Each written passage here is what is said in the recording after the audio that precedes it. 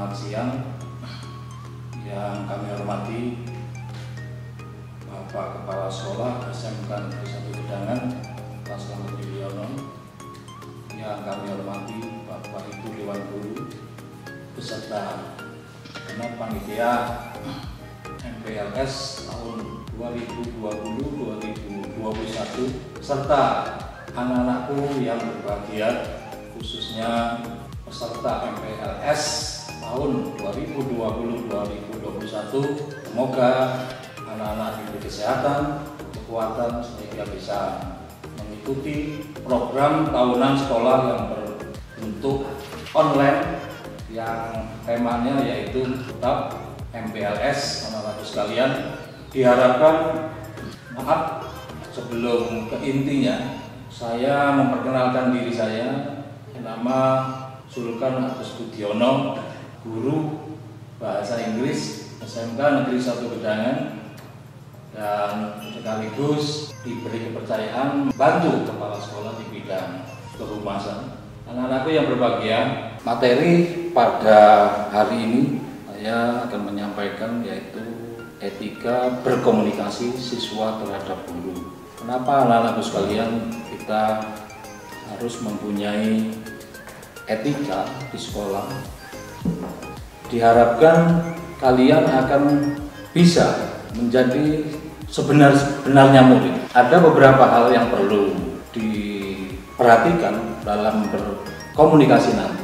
Ada beberapa hal yang perlu kalian pegang dalam berkomunikasi yang efektif. Yang pertama, kita harus jujur, honest dalam bahasa Inggris, bukan honest, jujur. Ketika kalian anak-anak di awal sudah punya perasaan ingin berbohong, maka komunikasi itu akan terganggu. Ketika kita mau berbicara, pasti ada ketidaklancaran karena apa yang kita sampaikan itu bohong. Mungkin anak-anak pernah berbohong kepada ibunya, pada guru di SMP. Saya yakin itu. Pak guru pun mungkin juga pernah, tapi mungkin lupa dulu bohongnya apa. Itu anak-anak sekalian. Pertama, kita harus jujur sekali lagi, tidak boleh bohong kalau ingin berkomunikasi dengan baik.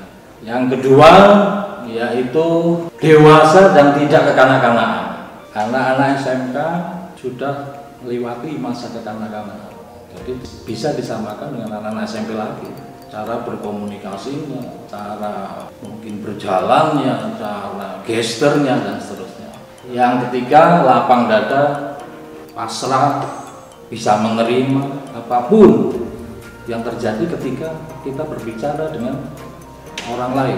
Karena dalam berkomunikasi pasti akan terjadi yang namanya distress atau kekacauan.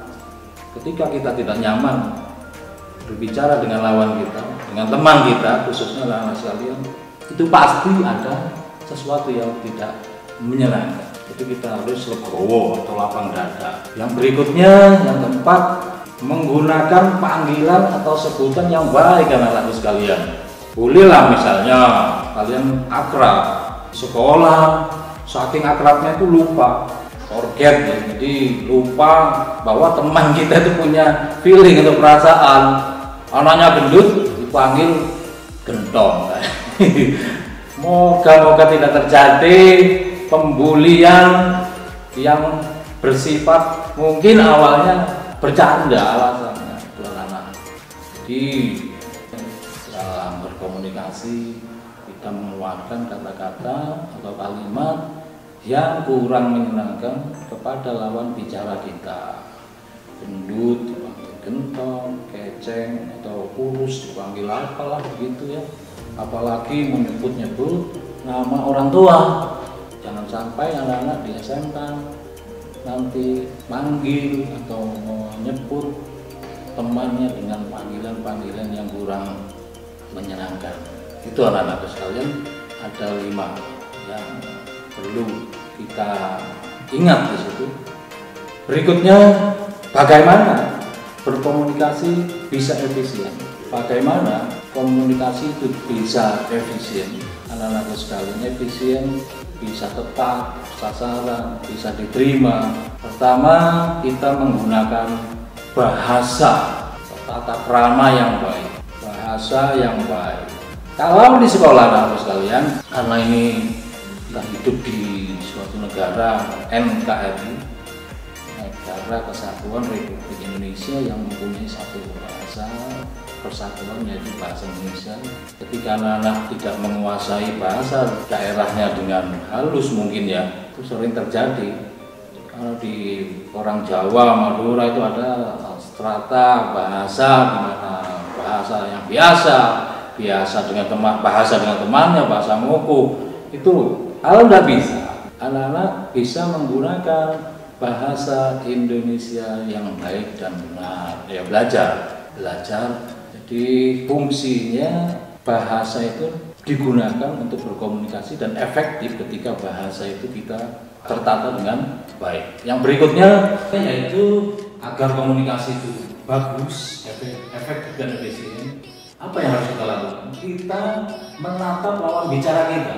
Kan sering terjadi ya anak-anak sekalian, orang berbicara empat mata ya, seharusnya berhadapan.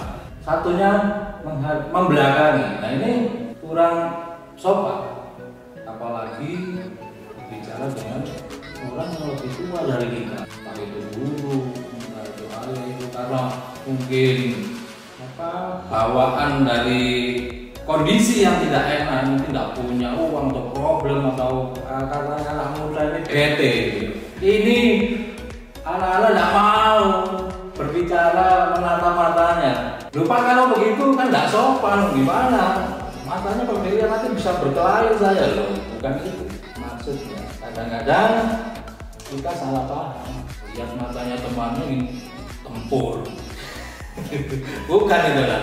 Hatinya didinginkan, suasana enak, menatap mata cuma tidak menatap lebar gitu. Katanya orang Jawa mendeli gitu ya.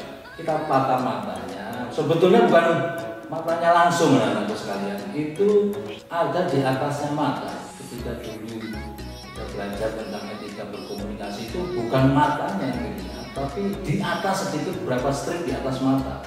Jadi kita lihat bukan matanya langsung, seolah-olah kita melihat matanya tapi tidak. Itu dianggap komunikasi yang sopan, baik itu di sekolah, di perkantoran, di dunia pendidikan anak-anak. Yang berikutnya, menggunakan gestur yang wajar dan sopan. Gestur itu berapa? Ada goyang-goyang, seperti saya ini misalnya PLS memberi materi sambil goyang-goyang. Nah ini kan ada orang mengartikan tutornya posing inilah ini. Jadi gestur atau gerak dan kode ya, jadi tidak terlalu banyak. Apalagi memanggil gurunya dengan gestur tangannya seperti dia gestur kepada temannya di kampung, elok atau sopan. Yang berikutnya, menggunakan pakaian yang rapi. Nah ini ya sudah pasti ketika anak-anak pergi ke sekolah dari rumah, itu sudah ada tata cara bagaimana menggunakan seragam yang rapi. Ketika kalian masuk di sekolah, gunakan seragam sekolah yang tepat sesuai dengan harinya. Kalau di sekolah seragam itu diwajibkan untuk dimasukkan, ya tetap dimasukkan. Bahkan ketika kita mengurusin ya anak-anak, kita pakai celana pendek, sama polisinya disuruh push up itu bahkan tidak dilayani karena di kantor kita tidak menggunakan pakaian yang sopan, maka pelayanan berhak di pending. Itu fungsi pakaian yang rapi untuk melancarkan komunikasi kita dengan orang-orang yang ada di lingkungan kita. Tidak mudah terpancing emosi. Nah, kalau kita berkomunikasi diharapkan kita bisa menjaga perasaan kita, lawan bicara kita. Ketika statement atau kalimatnya itu kurang mengenakan pada kita, maka kita tidak terpancing untuk sama-sama marahnya. Lalu terjadi kalau sama-sama marahnya, maka komunikasi itu tidak efektif. Yang berikutnya, mampu menyesuaikan gaya lawan bicara. Jadi kadang ada lawan bicara kita yang mempunyai ciri khas tersendiri, maka kita bisa menyesuaikan tidak mengikutinya atau mengikutinya dalam porsi yang tidak sepenuhnya kita mencontohnya. Yang berikutnya menggunakan intonasi atau volume atau kata-kata yang sesuai. Ini sangat penting anak-anak sekalian, intonasi, nada, volume, kekerasan atau powernya. Ketika kita berbicara gremeng, nah ini, atau mungkin gremeng tidak punya arti kata itu, maka lawan bicara kita akan kesulitan untuk menerima apa yang kita ucapkan. Jadi anak-anak sekalian, intonasi, volume suara kita itu harus kita tata, kita sesuaikan dengan kondisi yang ada. Siapa lawan bicara kita? Ketika kita dalam kondisi misalnya dengan Bapak Ibu guru, maka dengan orang-orang yang lebih tua, kita tidak perlu untuk pakai volume yang 100%. Ini kalau kira-kira teman atau lawan bicara kita itu sudah mengerti apa yang kita sampaikan, ya kita tidak menambah volumenya ya. Di teriak-teriak gitu. Pak, bagaimana kalau ada teman kita yang bermasalah dengan telinganya? Nah, ini mungkin akan kita keraskan sehingga ditambah dengan gestur kita atau yang lain. Itu teknik komunikasi yang baik, mampu menyesuaikan gaya bicara lawan, menggunakan intonasi, menggunakan komunikasi nonverbal dan seterusnya. Itu anak-anakku sekalian, mudah-mudahan sedikit ini ya. Jadi sedikit ini kita bertemu secara online dengan kondisi di mana negara kita sedang dirundung duka.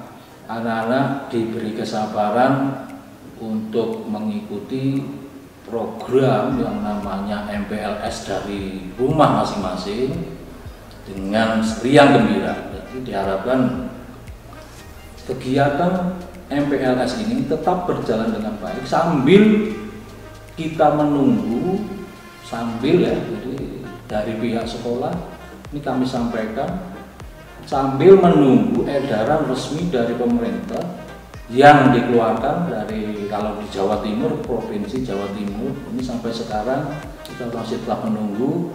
Mudah-mudahan secepat mungkin corona ini akan cepat berlalu, anak-anak bisa belajar secara normal di sekolah dengan menggunakan protokol kesehatan ya. Itu anak-anak selamat mengikuti MPLS dengan riang gembira. Selamat belajar di rumah, tiada henti, tetap semangat. Itu apa yang bisa saya sampaikan. Saya mohon maaf jika ada kekurangan di sana sini, baik dari ucapan ataupun perkataan dari saya. Saya mohon maaf sekali lagi. Saya kira cukup sekian dari saya. Wassalamualaikum warahmatullahi wabarakatuh.